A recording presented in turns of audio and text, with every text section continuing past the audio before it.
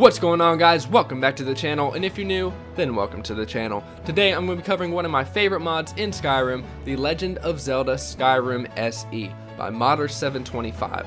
So today we actually have 3 mods that we're going to be touching upon, and as always the links for these mods will be down in the description below. Unfortunately, these mods are only on Xbox and PC, so PS4 users are sadly left out on this one, which is a shame because these mods are honestly awesome. Again, the links are in the description. If you're the impatient type who just wants to go after them, then go for that. But I highly recommend you stay for the video because I'm going to show you some tricks in combining different mods to milk the most out of them and get the maximum immersion possible. So all the mods we're covering today can be seen right here on screen. The biggest one, of course, is the Legend of Zelda Skyrim SE, but a mod that I feel is a great complement to this mod is the Cheat Room by Braden M. Now, if you've ever modded anything in Skyrim or Fallout 4 before, then you know all about the Cheat Room, so I'm not going to waste time getting deep into that one. Basically, for anybody who doesn't know, it basically just gives you a spell that lets you teleport to a room that contains every single item in the game, including weapons, armor, resources, etc. But it's also got some other cool features that we're going to be taking advantage of as well.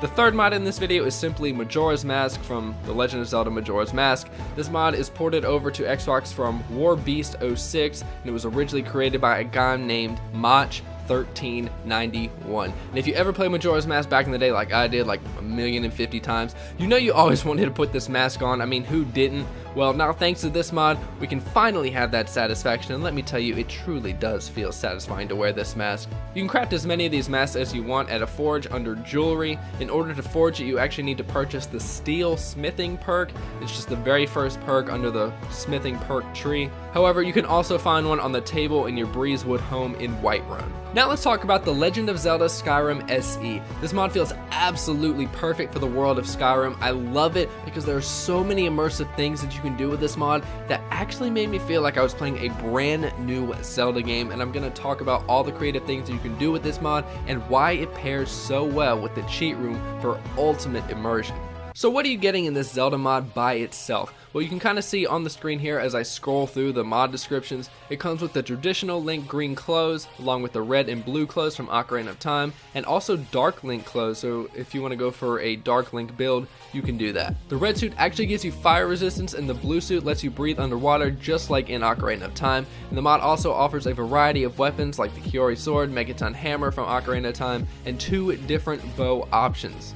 All of these items must be created in the forge to obtain. Like with Majora's Mask, you'll need the steel smithing perk to see all of the weapon and armor choices. Without the perk, you'll notice some items are missing, including Big Goron Sword and even the Master Sword. This mod also introduces 2 new items into the game, Elven Firewood and Elven Sticks, which are used to craft the bows and the arrows as well. To get Elven Firewood, you just need to smelt normal firewood and moonstone ore together. Then you can use the Elven Firewood to create the sticks, which help make Elven Arrows, a new arrow type that actually has a glow to it, referencing the light arrow in many Zelda games.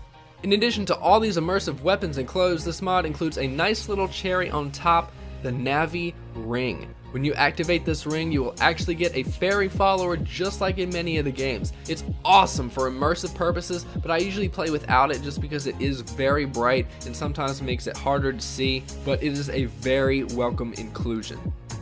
So now I want to talk about why I recommend pairing the Cheat Room mod with the Legend of Zelda Skyrim SE mod. The biggest reason is obviously for all the materials. If you're starting a brand new save file and you want to do a whole playthrough as Link, which by the way the modder recommends the High Elf for a Link build and Dark Elf for a Dark Link build, just saying, you can do whatever you want, then you're not going to have anywhere near enough resources to craft all the items that you're going to want to use. The Cheat Room literally has all of the items in the game, so as soon as you finish the first sequence and escape from Helgen, you can head down to Riverwood, use the forge to see all the items that you're going to need to make the items that you want, then teleport to the Cheat Room, get the resources, and make the items. The Cheat Room itself has a smelter and a forge that you can use, so you don't even have to leave the room before you finish.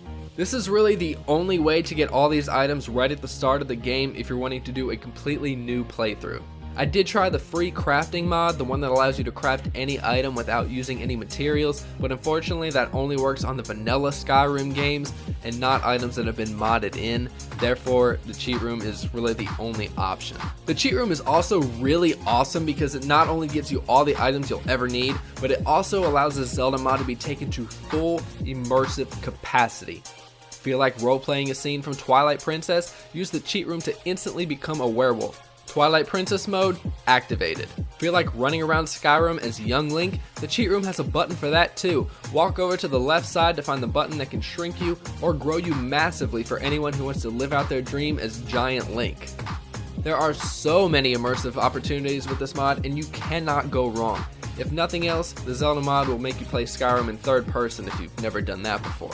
This mod also includes 2 bonus features in addition to the craftable armor and weapons. These items include a Link companion follower that you can summon to fight with you, as well as its very own quest which can reward you 2 magical swords and the magical shield from the OG Legend of Zelda games. To get the Link follower, you simply need to sneak into the 2nd floor of War Maidens located in Whiterun and unlock the strongbox to get the spell tome. Read it and you're good to go.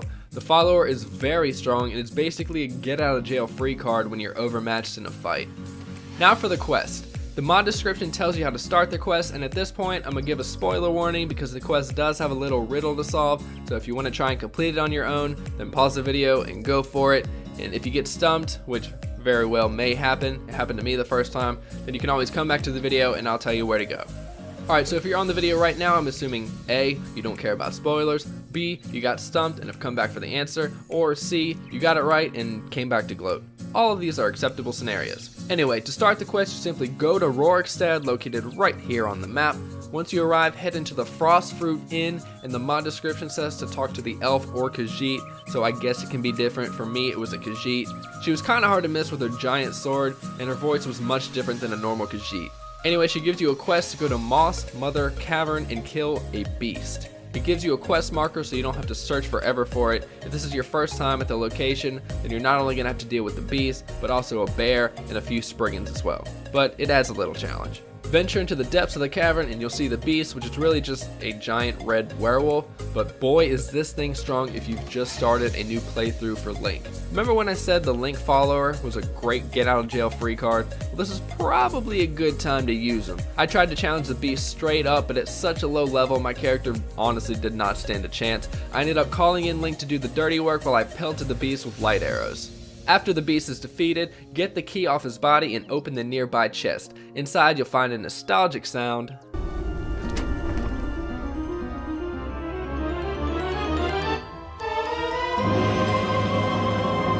a magical sword among other things, and a mysterious note that reads, "To whom might find this note?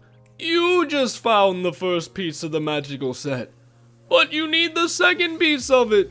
But only if you can decipher my location, you will find it. As chill as an icy wind, the depths of my location are in your hands." I'll admit this stumped me at first. The game does not give you a quest marker for this one, so you're on your own to find it. But hey, maybe you figured it out if you know your Skyrim locations. But anyway, the location is near Chillwind Depths. Chillwind Depths is located right here, west of Morthal, but the place we're trying to find isn't actually inside of Chillwind Depths. It's actually just outside the entrance. There's a little crevice you can enter in the water by swimming this way right here. Now, I highly recommend quick saving just before entering the cave because I've seen people commenting on the mod saying that if they die inside the cave, then it messes with their save. I died a couple times in the cave actually, and I did not encounter any issues, but you might, so quick save just to be safe. Remember when I said the Link follower was a great get out of jail free card? Well, this may be another good time to use them. The guard inside is very powerful, and once again I let Link do the bulk of the work while I pelted him with arrows. Further inside there's a chest with another magical sword if you feel like dual wielding, and the coveted magical shield which looks fantastic. There's also a note on the guard's body hinting that he captured Zelda and is working for Ganon. However, the mod stops there as far as I know based on what commenters are saying. I'm guessing the mod creator had ideas of adding more but never did. Who knows, maybe one day more will be added, or perhaps there is more that just needs to be found. If you discover any more secrets in this mod, be sure to let me know, and I can do a quick little update video about that. That's just about going to wrap up this video. It's a bit longer than I usually like mod videos to be, but this one has a lot to cover, and this mod is very well done, and I wanted to cover it thoroughly because it has so many immersive options, not only on its own, but especially paired with the cheat room mod. If you enjoyed the video, be sure to leave a like rating down below and subscribe if you're new so you never miss out on any future content. I'm planning another Skyrim mod video soon. It's another one that looks really well done. You do not want to miss out on that one. As always, thank you guys for watching. Slayer signing out.